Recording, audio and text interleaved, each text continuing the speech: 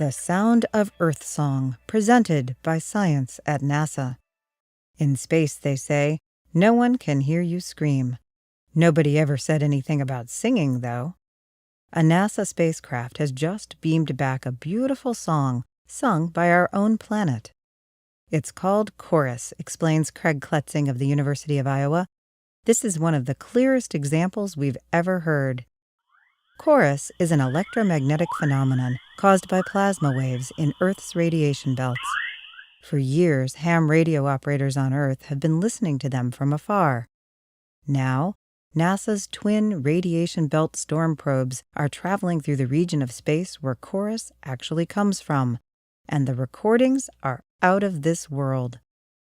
This is what the radiation belts would sound like to a human being if we had radio antennas for ears, says Kletzing, whose team at the University of Iowa built the Emphasis, electric and magnetic field instrument suite and integrated science receiver, used to pick up the signals.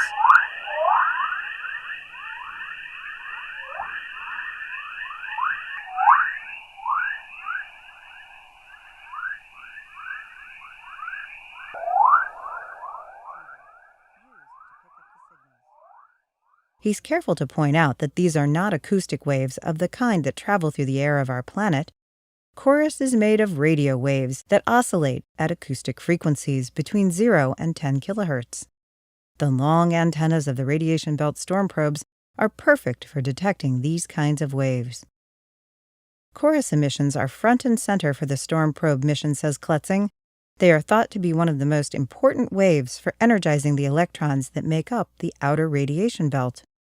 In particular, Chorus might be responsible for so-called killer electrons, high-energy particles that can endanger both satellites and astronauts. Most electrons in the radiation belts are harmless, with too little energy to do damage to human or electronic systems. But sometimes these electrons catch a chorus wave, like a surfer riding a wave on Earth, and gain enough energy to become dangerous.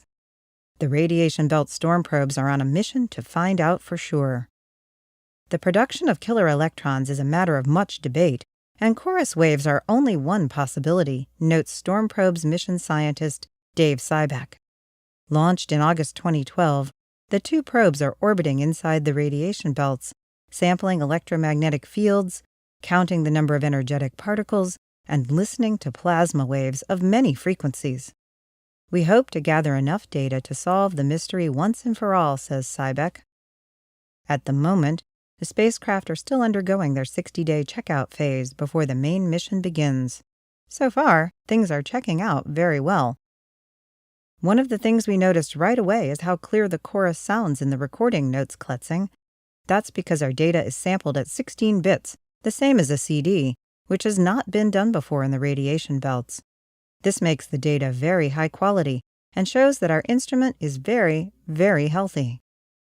Eventually, Kletzing hopes to release unprecedented stereo recordings of Earth's chorus. We have two spacecraft with two receivers, he says, so a stereo recording is possible. Such a recording would not only sound wonderful, but also have real scientific value. One of the things we don't know is how broad the region is over which chorus occurs. The widely separated stereo capability of the storm probes will give us the ability to figure this out, he explains.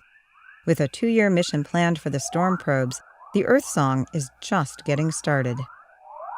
For more weird and wonderful sounds from space, stay tuned to science.nasa.gov.